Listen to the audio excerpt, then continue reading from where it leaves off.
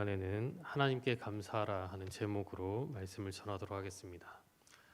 지난 주일은 추수감사 주일이었습니다. 추수감사주일을 기억하며 특별히 이번 한 주간은 더욱더 감사하며 보내는 한 주간이 되었으면 좋겠습니다. 오늘 본문은 다윗이 쓴 시입니다.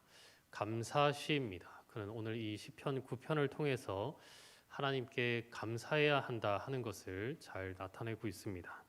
1절에 보니까 이렇게 기록되어 있습니다. 우리 1절 말씀을 한번 같이 읽어보겠습니다. 시작. 내가 전심으로 여호와께 감사하오며 주의 모든 기이한 일들을 전하리이다. 아멘. 오늘 우리가 잘 아는 것처럼 다윗은 그가 사는 동안에 크고 작은 여러 가지 일들이 있었습니다. 힘들고 어려운 일들이 있었고 특별히 그는 원수들과 또 대적들이 굉장히 많았습니다. 그를 죽이려고 하는 자들이 수도 없을 만큼 많았습니다. 그러나 그는 이렇게 힘들고 어려운 와중에도 불평하거나 원망하지 않았습니다. 보통 사람 같으면 하나님께 대하여서 충분히 원망하고 불평할 만한 그러한 상황임에도 불구하고 그는 끝까지 그렇게 하지 않았습니다. 오늘 본문에 나온 것처럼 하나님을 찬양하며 하나님을 높이며 하나님께 감사하며 나아갔던 것입니다. 오늘 우리들 또한 그러한 마음을 가져야 합니다. 우리가 이 땅을 사는 동안에 힘든 일도 있고 또 좋은 일도 있지만 언제나 우리는 하나님께 대해서 감사하는 마음을 가져야 합니다. 힘들 때에도 감사해야 하고 또 기쁜 일이 있을 때에도 감사해야 합니다. 성경 말씀을 보면 작은 일에 불평하고 또 원망하다가 하나님께 크게 화를 당한, 징벌을 당한 이러한 일들을 자주 보게 됩니다. 가장 대표적인 일이 바로 광야 시대의 이스라엘 백성들입니다. 그들은 40년 동안 많은 은혜를 하나님께 입었습니다. 출발할 때부터 하나님의 큰 구원으로 통하여서 그들은 10가지 기적을 보면서 이 애굽을 탈출하게 되었습니다. 그리고 홍해를 만났을 때에는 하나님이 홍해를 가르시는 그러한 큰 기적을 경험하기도 하였습니다. 그리고 40년 동안 신발이 헤어지지 않고 옷이 헤어지지 않고 신이 닳지 않았습니다. 그리고 발이 부르트지 않았습니다. 그렇게 큰 기적을 경험하였음에도 불구하고 그들은 하나님께 대하여서 40년 동안 한결같이 원망하고 불평하였습니다. 특별히 하늘에서 만나가 40년 동안 내렸는데 그것으로 인하여도 나중에는 불평하였습니다. 처음에는 신기했지만 나중에는 이것이 익숙해지자 이것이 오히려 원망거리가 되고 불평거리가 된 것입니다. 민수기 21장 5절에 보면 이렇게 기록되어 있습니다. 우리 민수기 21장 5절 말씀을 한번 같이 읽어보겠습니다. 시작. 백성이 하나님과 모세를 향하여 원망하되 어찌하여 우리를 애굽에서 인도해 내어 이 광야에서 죽게 하는가? 이곳에는 먹을 것도 없고 물도 없도다. 우리 마음이 이 하찮은 음식을 싫어하노라 하매. 이 만나를 가리켜서 처음에는 신기하다가 나중에는 익숙해지니까 이것은 하찮은 음식이다. 그렇게 원망하며 불평하였습니다. 그들을 노예에서 건져주시고 자유의 몸이 되게 해주셨음에도 불구하고 그 큰 사랑을, 그 큰 은혜에 감사하기보다는 왜 이 광야에 나와서 오히려 죽게 만드냐, 그렇게 적반하장으로 달려든 것입니다. 오늘 우리가 이 땅을 살아가는 동안에 힘들고 어려운 일이 있을지라도 불평하지 말아야 합니다. 원망하지 말아야 합니다. 우리는 하나님께 대하여 항상 감사하는 마음을 갖고 살아가야 합니다. 우리가 잘 아는 찬송가 301장의 가사는 이렇습니다. 지금까지 지내온 것 주의 크신 은혜라 한이 없는 주의 사랑 어찌 이루다 말을 하랴. 그렇게 기록되어 있습니다. 우리가 살아온 이 모든 것이 하나님의 은혜라는 것입니다. 한이 없는 그 사랑을 기억할 때에, 생각할 때에 감사하지 않을 수 없다는 것입니다. 다윗 또한 오늘 본문에서 계속해서 하나님을 높이며 감사하고 있습니다. 우리 2절 말씀을 한번 같이 읽어보겠습니다. 2절입니다. 시작. 내가 주를 기뻐하고 즐거워하며 지존하신 주의 이름을 찬송하리니. 아멘. 다윗은 이렇게 그가 당하는 힘들고 어려운 일이 있음에도 불구하고 하나님께 감사하며 하나님을 높이며 하나님을 찬양하였습니다. 우리는 그와 같이 하나님을 찬양하며 높이며 감사하며 살아가야 합니다. 제가 어릴 때 읽은 책 중에 탈무드에 보면 이러한 어떤 내용의 이야기가 있습니다. 어느 한 랍비가 여행을 하였습니다. 여행을 하다가 어느 마을에 들르게 되었습니다. 어느 마을에 허름한 집에 가서 주인이 없는 집을 발견하고 이 집에서 하루 묵고 가야겠다 생각을 하고 들어갔습니다. 그가 이 집에 들어갈 때에 개를 한 마리 데리고 왔고 그리고 등불을 하나 가지고 들어왔습니다. 그는 이 집에 들어와서 등불을 켜놓고 개를 밖에다 놔두고 책을 좀 읽으며 좀 있어야겠다, 좀 잠자리에 누워야겠다 생각을 하고 책을 읽었습니다. 읽고 있는데 갑자기 강한 바람이 들이닥쳐서 이 램프가 꺼지고 말았습니다. 그래서 그는 원망하는 마음이 들었는데 밖으로 나와 보았습니다. 이번에는 밖으로 나왔더니 이 개가 도망을 가고 없는 것이었습니다. 개도 사라지고 그는 책도 읽을 수 없고 그래서 굉장히 불평하는 마음이 들었습니다.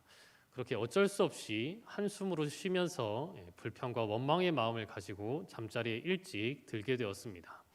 다음 날 그가 일어나서 마을로 나가봤는데 그는 깜짝 놀랐습니다. 전날 밤에 도적대가 온 것입니다. 온 마을을 쑥대밭으로 만들고 사람이 있는 집은 다 들어가서 그들을 죽이기도 하고 약탈을 하기도 하였습니다. 그는 이것을 본 후에야 자신에게 당한 이 불행한 일들이 사실은 굉장히 큰 행운이었다 하는 사실을 깨닫게 되었습니다. 만약에 개가 도망을 가지 않고 그의 집에 그대로 있었다면 개가 이 도둑들이 올 때에 짖어서 아마 이 안에 사람이 있다 하는 것을 도둑들에게 알리는 꼴이 되었을 것입니다. 또한 이 등불이 꺼지지 않고 계속 있었다면 역시 도적대가 왔을 때에 이 등불을 보고 사람이 있구나 싶어서 그를 공격하였을 수도 있었던 것입니다. 이 이야기가 우리에게 가르쳐 주시는 바는 분명합니다. 우리 삶에 일어나는 크고 작은 모든 일들이 사실은 합력하여 선을 이룬다 하는 사실입니다. 뒤돌아보면 원망할 것이 아니라 감사할 거리들로 넘쳐난다 하는 것입니다. 오늘 우리는 이것을 기억하며 모든 것이 하나님의 은혜다 하는 마음으로 감사하며 살아가야 합니다. 오늘 본문에는 모든 것이 하나님의 은혜이지만 특별히 그 가운데 다윗이 두 가지를 가지고 감사하는 내용이 나와 있습니다. 첫 번째는 하나님이 그를 모든 원수의 손에서 건져주신 것으로 인해서 그는 감사하고 있습니다. 우리 3절 말씀을 한번 같이 읽어보겠습니다. 3절입니다. 시작. 내 원수들이 물러갈 때에 주 앞에서 넘어져 망함이니이다. 아멘.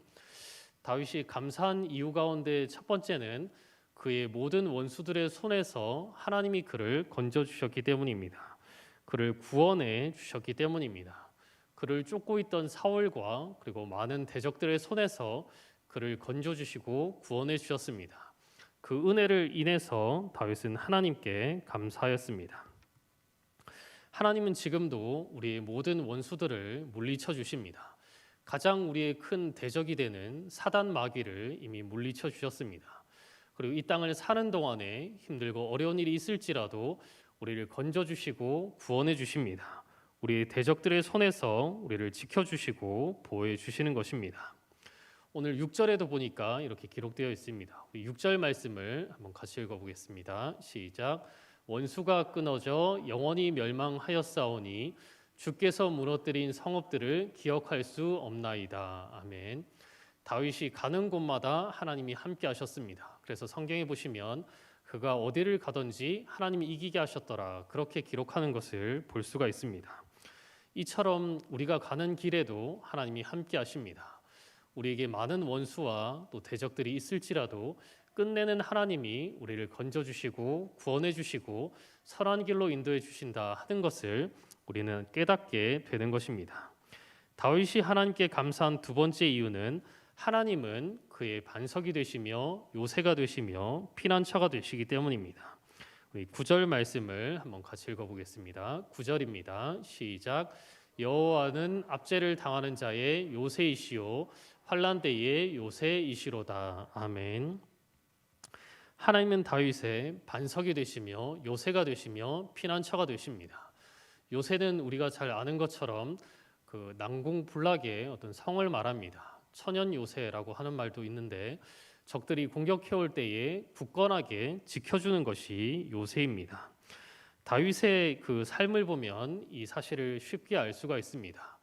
사울은 왕이었고 그리고 수많은 그 군대가 그를 쫓았는데 어떻게 그가 발각되지 않았는가 하는 것을 생각해 보면 쉽게 알 수가 있습니다.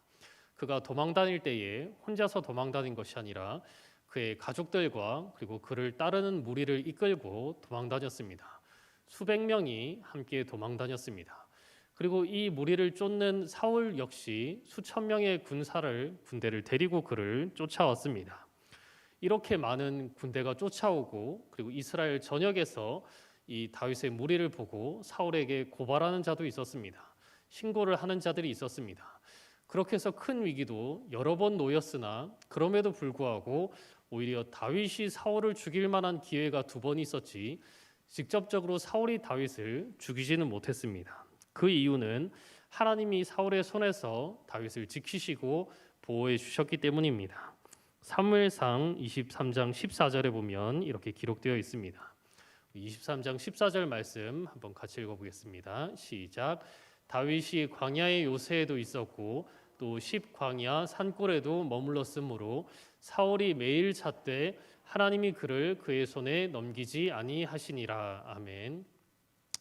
사울이 수천 명의 군대를 데리고 3천 명에 이르는 이 군사를 데리고 매일같이 죽일 기세로 다윗을 찾았으나 오랜 기간 동안 찾았으나 찾지 못한 이유는 다윗이 요리조리 잘 도망쳤기 때문이 아닙니다. 다윗이 어떤 피하는 데에 어떤 능사가 있었기 때문이 아닙니다. 방금 저 9절에서 본 것처럼 하나님이 그를 지켜주셨기 때문입니다. 하나님이 그를 지켜주실 때에 그는 사울의 손에서 구원을 받고 건짐을 받을 수 있었던 것입니다. 시편 18편 2절에도 보면 다윗은 하나님을 이렇게 고백하며 찬양하고 있습니다. 18편 2절 말씀 한번 같이 읽어보겠습니다. 시작. 여호와는 나의 반석이시요 나의 요새시요 나를 건지시는 이시요 나의 하나님이시요 내가 그 안에 피할 나의 바위시요 나의 방패시요 나의 구원의 뿌리시요 나의 산성이시로다. 아멘. 우리는 이 말씀을 기억하며 하나님이 나를 모든 원수의 손에서 건져주시고 나의 요새가 되신다 하는 이 사실로 말미암아 하나님께 감사하며 살아가야 합니다.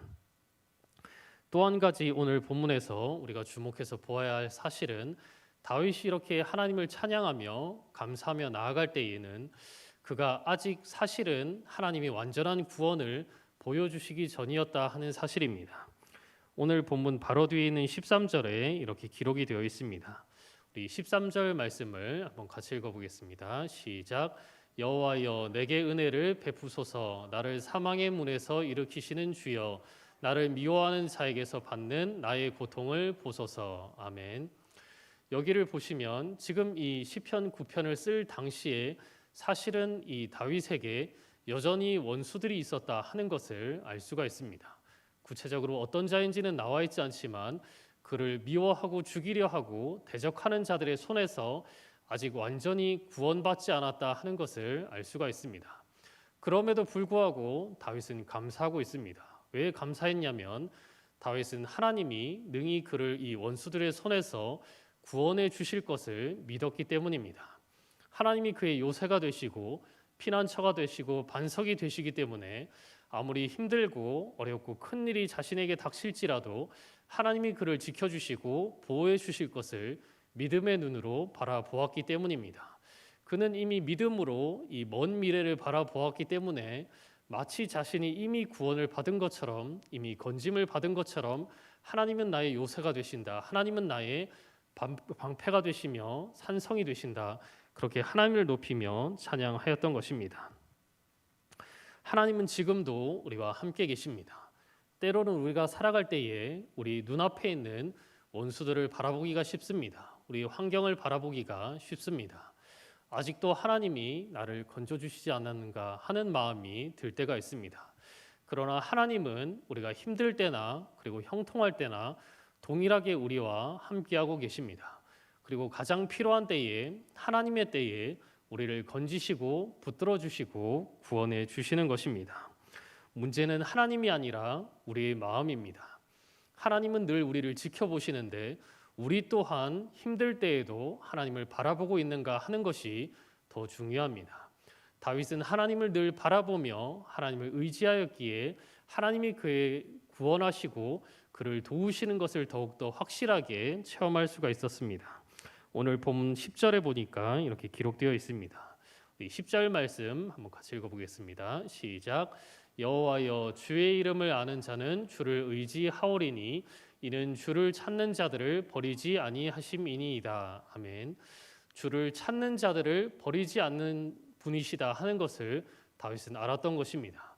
그래서 다윗은 힘들 때나 어려울 때나 주님을 찾고 주님을 바라며 기대하였던 것입니다. 12절에도 보면 이렇게 기록되어 있습니다. 우리 오늘 본문 12절 말씀 한번 같이 읽어보겠습니다. 시작. 피 흘림을 신문하시는 이가 그들을 기억하심이여 가난한 자의 부르짖음을 잊지 아니하시도다. 아멘. 하나님은 그를 잊지 않으신 것입니다. 그가 부르짖을 때에 그를 기억하시고 그를 바라보시고 구원해 주셨던 것입니다. 여러분은 하나님을 찾고 있는가 한번 스스로를 돌아보시기 바랍니다. 하나님은 늘 나를 향해 바라보고 계신데 하나님은 언제든지 나를 구원할 준비가 되어 있으신데 나는 하나님을 바라보고 있는가, 또 나는 하나님을 찾고 기도하고 구하고 있는가 한번 생각해 보시기 바랍니다. 하나님은 분명히 우리에게 말씀하셨습니다. 하나님을 찾는 자에게 하나님은 구원을 주시고 하나님을 찾는 자에게 방패가 되시고 요새가 되어 주신다. 분명히 그렇게 말씀해 주셨습니다. 또 야고보서 1장 5절에 보니까 이렇게 기록되어 있습니다. 우리 야고보서 1장 5절 말씀 한번 같이 읽어보겠습니다. 시작. 너희 중에 누구든지 지혜가 부족하거든 모든 사람에게 후히 주시고 꾸짖지 아니하시는 하나님께 구하라. 그리하면 주시리라. 아멘. 우리가 힘들고 어려울 때에 우리의 힘과 지혜로 이 헤쳐나갈 수 없는, 해결할 수 없는 어떤 큰 문제가 있을 때에 우리는 기도해야 합니다. 하나님의 도우심을 구해야 합니다. 우리가 기도하며 나아갈 때에 하나님이 우리에게 능히 지혜를 주시고 하나님이 우리에게 힘을 주시는 것입니다. 하나님은 하나님을 찾는 자들에게 꾸짖지 아니하십니다. 뭐라고 하지 아니하시고 하나님은 후히 주시는 것입니다. 우리가 기도하는 것보다, 우리가 구하는 것보다 더 많이 주시는 것이 바로 하나님이십니다. 시편 18편 6절에 다윗은 또 이렇게 고백하고 있습니다. 18편 6절 말씀 한번 같이 읽어보겠습니다. 시작. 내가 환난 중에서 여호와께 아뢰며 나의 하나님께 부르짖었더니 그가 그의 성전에서 내 소리를 들으시며 그의 앞에서 나의 부르짖음이 그의 귀에 들렸도다. 아멘. 그가 부르짖을 때에 하나님이 그 소리를 들으시고 그를 구원해 주셨다 하는 이 고백입니다. 이 고백이 우리의 고백이 되기를 바랍니다. 이 말씀을 기억하시면서 하나님께 부르짖고 하나님을 의지함으로 하나님이 베풀어 주시는 크신 은혜와 구원과 복을 누리시는 저님이 되시기를 주님의 이름으로 축복합니다.